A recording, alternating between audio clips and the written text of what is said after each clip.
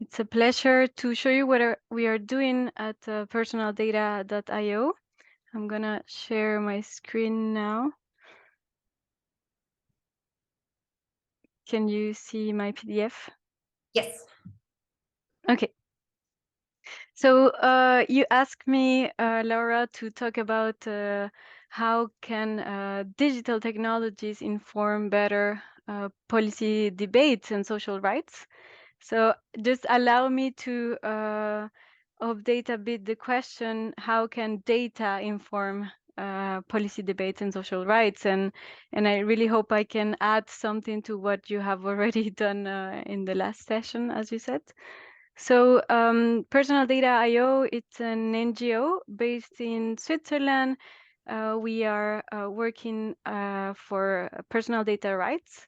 We help citizens, residents, anyone in civil society to record their data, to analyze it. And with this, we contribute with data literacy, but also for better data rights. And what I would like to first present is the context of in which we are doing this. Today, there is a critical situation happening around Uber drivers in Geneva, but also in Europe, actually, and even all around the world, because I have been in contact with drivers in Colombia, and they're also facing the same problems. What is happening today is in Geneva is that Uber drivers were recognized as employees, and they are not considered anymore as independent. So this gives them the rights as employees. And so far, they don't have the mean to control, to know what they should earn actually retroactively in the past before being considered employees and now currently. So what we are, how we are helping them is to recover their data and to analyze their data to get paid actually what they should be paid by Uber. So the context is that at the European level, the European Commission is claiming for algorithmic transparency, but also for better social working conditions, social rights for the gig workers. Not only Uber drivers, but also delivery platforms are included in there. And what they're claiming is algorithmic transparency. The drivers are also claiming algorithmic transparency. Why is this? Well, a lot of frameworks have been proposed, but in practice, what happens is that drivers say the algorithm is our boss. And here is a quote of Luz Fique. It's a writer in Colombia that says, the algorithm says to us, go there, pick up a food order, deliver it at X kilometers, but it's finally more kilometers that you have to make. We are paid the same little amount per ride. We have to wait in the street, although some days we don't receive any order and we can even ask why. And this was consulted at the European Parliament in Brussels, where I gave an intervention, a presentation, and here is the link I will give you later, all the references.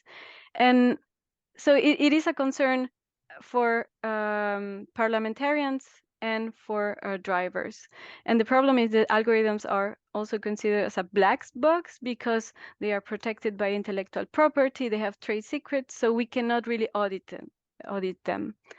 But what we claim is that algorithms without data are like an empty shell. They don't have an important value because they work because you are feeding them with the data that is tracking your behavior, our behavior as a client in Uber, but also the driver's behavior, of course. So data is means of production, money, knowledge, power. And more concretely, what we do is that, as I said, we help these drivers to obtain their data. So they use it as a proof for working and life conditions and to get paid what they should earn.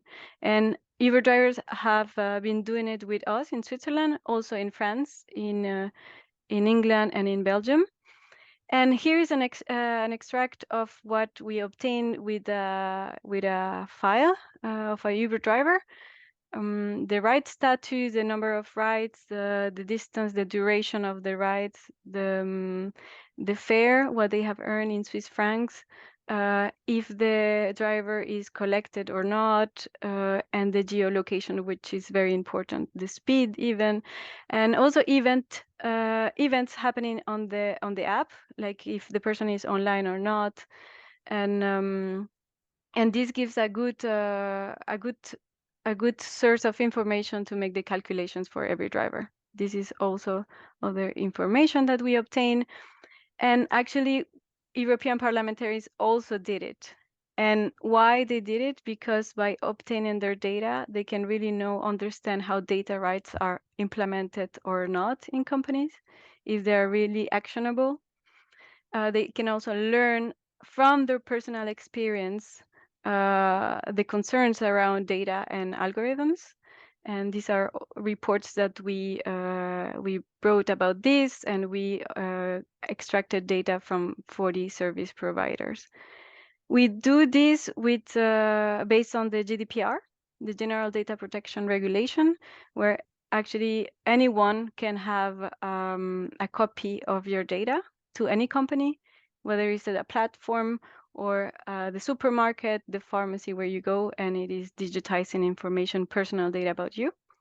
And then what we do is we develop methods and tools for auditing these platforms. It's called DigiPower Academy. It's made with our partner Estia.ai. They build open and sustainable infrastructures to analyze personal data.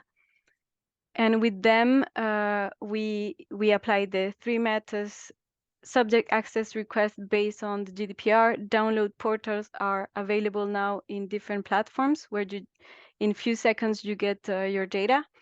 And we also used an app called Tracker Control that anyone can install in your app.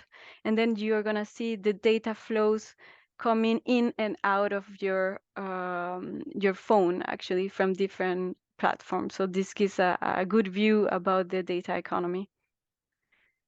We also create tools, a wiki. I will skip all that. I will give you the sources also, templates to request your data. And the most important one is the tool for visualizing your data, driver's data, but also your data as a client. And you can here see this is the file of a driver. He uploaded the file. Everything is run locally. We don't store any data. And there were almost 20,000 data points in the file of the driver. And we created this map where the driver can see all the geolocation points where he was working, waiting for a ride, dropping a client, and coming back again to a place where they can find good rides. And you can see the different colors are the status of the driver, if he accepted the ride, if he arrived to the pickup point, and so. What do we see with this is a potential for innovation. After understanding your data, reading your data, drivers and you, anyone, can think about new technologies. And it is important first to recover your data, because then you can be informed about your life that is being digitized, the digital concerns around you, so you can be informed and you can have an opinion, contribute to public debate. What we saw at the European Parliament is that there is a lack of experts to analyze data, to understand how the platforms work, how algorithms are affecting daily life, working conditions. So for us, recovering your data and analyzing it, it's a way to gain autonomy, to be empowered to contribute to public debate and digital policies. So where we are going now, and I will conclude with this. It's been long, Laura. How long? We still have 1 minute. Okay, perfect. Where we are heading now, it's to go Here, so far I have showed you that we can do individual analysis, and this is important because, for instance, unions today they are fighting. Of course, their mission is to have a collective reivindication for all drivers. But with our methodology, drivers can go individually to court and defend themselves individually because they all have very particular cases in Uber. So then what we are doing is that we want all drivers to mutualize their data, to aggregate their data so they can have a better view. They can gain power over Uber and over a single platform because what they do is that they capitalize on data. But if all the drivers get together, they're going to have a better view on the offer, on the market, on their practices, beyond actually their social view on the reality. They are in the field. They have better knowledge about driving that companies. So this would be like a social and technological innovation that they can gain through data. Yeah, that's it. Thank you. Welcome everyone. Thank you for being here. Thank you for the invitation. I'm very happy to give like a brief overview on what I do, and I will focus on a specific topic and project for today because I think that otherwise 7 minutes will never be enough. So I will share my screen.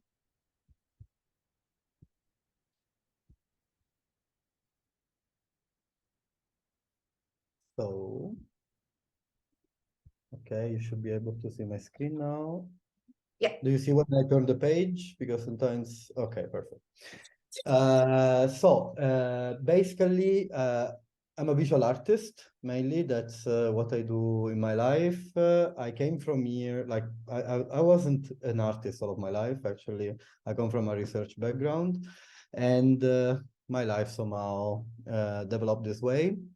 And in my artistic practice, I've always been very interested in understanding power relationships, and indeed this brought me then to go pretty closer to topics related with surveillance and power imbalances.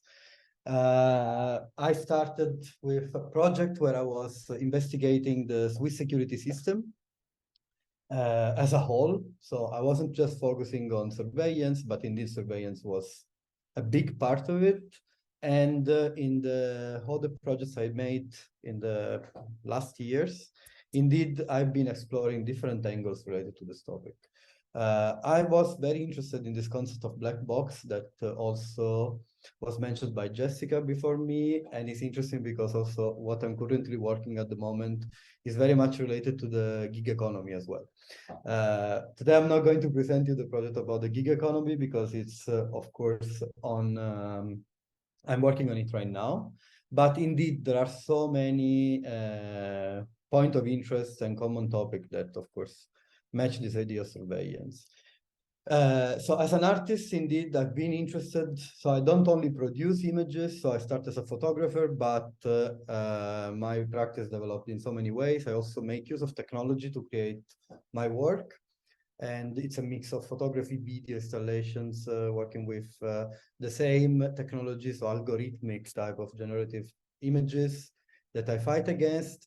And somehow these 5, let's call them statements or sentences, represent what is my interest in relation with the world we live in and the way we perceive it and the way we create reality. So we deploy the reality that is presented to us and the way we somehow respond to it as artists in order to try to figure out or to give like different type of readings to the topic. So indeed, there is all this idea of the machine-mediated picture of the real, because we know the reality is constructed, and of course, algorithmic powers play a big role nowadays in the way we perceive reality, but also there is an overproduction of images. All these machines that are able to generate and produce images as well, what kind of use we make of them, what kind of reading we can give to them. And surveillance cameras, of course, are one of those, but there are so many different technologies that are able to generate images, especially nowadays with the evolution of artificial intelligence. There are platforms like OpenAI with the very famous DALL-E. Now there is the version 2. that is able to generate whatever kind of images. And so what are the ethical questions that are posed with the use of this kind of technologies as well? Then, of course, I'm very interested in understanding how we consume all this information, how we process all this information, but as well as how do we keep this plurality of voices somehow, since we live in a more and more polarized society. So all of my work really reflects on this kind of questions and topics. And I do it via my projects, but also writing, both more like in a scientific way, but also in a more creative way, let's say. So for instance, here, I can send you the link later. You can find like a little article I wrote starting from these 5 sentences in reply to questions asked by scholars and artists like Trevor Paglen and Joanna Ziliska. So it was like this kind of interactive conversation where, again, we were discussing about this idea of seeing machines. And so machines that see reality and are able to record and generate images of the world. But also, what I'm going to present today is a project that is called Persuasive System, and it's a kind of photographic project because, of course, the end result is very photographic, but it doesn't start from photography, but it's the other way around. And it's a work that I did by creating myself a surveillance system. So, and try to keep it legal in the public space. So basically, I created some surveillance cameras. So they were self-made. Here I have an image that shows you how the camera look like, which is basically a microcomputer with a lens connected on the internet, and is able to, of course, record real time what is going on in the place where I'm installing them. And on the other end, I created a sort of control room that is a website, is online, where anybody can interact and can definitely take images. So you can control the cameras and record whatever you see. The whole project started from this idea because, I mean, there is a lot of art production that is dealing with the topic of surveillance, for instance, no? So for me, it was very much like, what can I add to this topic? This project started as a commission by Photo Museum Winterthur and the Photographer Gallery in London. And then I was really reflecting on what can I add to the topic. And for me, it was like very little, super little dynamic, because I was really interested in this idea of fluidity between who watch and who is being watched. So the fluid relationship, the liquid surveillance, let's say, like as David Lyon would call it. And for me, it was very interesting understanding like what is the relationship that happens between who is surveyed and who controls. So I installed this camera. The people in this public space could see what other people were seeing and recording. So it became very performative in a way. Of course, the area was delimited, so people would know that by assessing the area, they would be recorded, etc., etc. But instead of collecting information about the people that are being watched, I was collecting information about the people who control. So basically, by interacting with the installation, I would catch your data. Different type of data like IP address, the system you're running, etc., etc., etc. So I started this project in several locations. I had thousands and thousands of interactions. And so I created this data set that is on a side photographic, because of course I was storing locally all the pictures that people were taking. But on the other end, and then you see it a little bit here in this list on the website, then I collected all the data of the people that interacted with the installation. So for me, it was very much like about reflecting on this relationship that usually is like, it's liminal, because you create a liminal space, because it's not so direct anymore, but it becomes like more and more fluid again. This is another installation view from another space in Turin where I installed it. And for me, it was very important to really raise awareness on how the system works. So unveiling, in a way, the functioning of this black box, because of course, a surveillance camera per se is a black box, right? You have a visible input or output, depends. I have an output as well, which in my case was, for instance, the data that I collect or the images that I generate. But there is no way to understand what happens in between. And starting from this project, for instance, and this is something that you can find Surveillance in Society, probably some of you know this journal about surveillance studies. And with Philip Di Salvo, we used this project as a sort of case study in order to, we wrote this essay about survey, like art as a form to somehow unveiling processes that lies behind black boxes technologies. So it's something highly abstract, it's something highly technical as well. So many people can't really just understand or refuse to understand somehow the functioning of the system because it's psychologically very demanding. And so we kind of show how art can help in the sense because you can really create different type of visions or different type of reading of this topic in order also to make them understand or to speak with a wider audience somehow, right? And there are so many different strategies that artists have employed in order to do it. My project is just a little drop in a huge ocean. Sometimes it's very much about using fiction or creating fictional type of narratives. Other time is very much about using the same technologies in order to create, to generate or to create something new, something different. And other times is very much about the very strong relationship between science and art. And so also by creating projects that then become case study in order to produce other type of result. I mean, in this sense, there are many, I don't know if you ever heard about, I don't know, for instance, forensic architecture. They produce work that then often ends up into evidences that are used for trials, for instance, right? So they manage by using like different type of techniques, artistic techniques, to create work that then has a scientific value and can used in order to prove some happening that is not clear, for instance. So this is also free.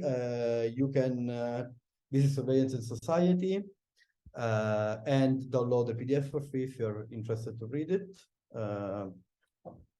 And going back to my presentation, another work that I did recently, and actually I'm going to install it tomorrow in Rome, is very much about also the understanding on how these technologies are normalized. So how do they work? How do we make sense of them unconsciously without having any technical knowledge, right?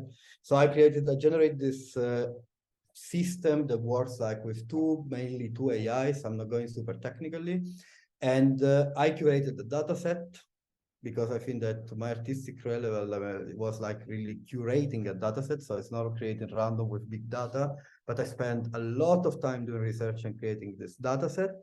And the data set is all based on images of technology. So how do media, both the public and private companies, television, etc., they visualize technology in China. I was using China as a case study because it's, for many reasons, I cannot go too deep, otherwise it takes so long. But we can discuss it if you're curious later. And basically, starting from this data set, so one AI is working with the images, another AI is working with text that I'm generating starting from the videos that have been collected. They create this sort of expanded cinema narrative where through interaction with the text, the AI generates endless sequences, video sequences. And if you stand in front of the installation, after a while, you really start to understand the patterns. And then you can really understand how this kind of technologies, black box technologies, are visualized because they are so abstract that, of course, you need some sort of visualization. So for instance, very common ones is like when you speak about hackers, then you have this guy with the hat like in front of the computer. That doesn't mean anything, but of course helps you to normalize. Or when you speak about the cloud, often you have like all this internet connection around the world, also the web, blah, blah, blah, blah, blah. So how do we visualize this and normalize, therefore, this kind of very abstract somehow technologies? And to me, that was also always interesting. Again, this project, of course, can have some scientific value for the way it's building up, but at the same time, it's very speculative because it's very much like going and define what are the patterns, what is the essence of the so-called computational propaganda, right? So this is the way I work. Then I've been producing, this is some example of generated text. that I produce with the AI. And I mean, more or less, this gives you a little bit of overview on how I perceive this interaction between art and surveillance, art and unveiling systems behind those new technologies.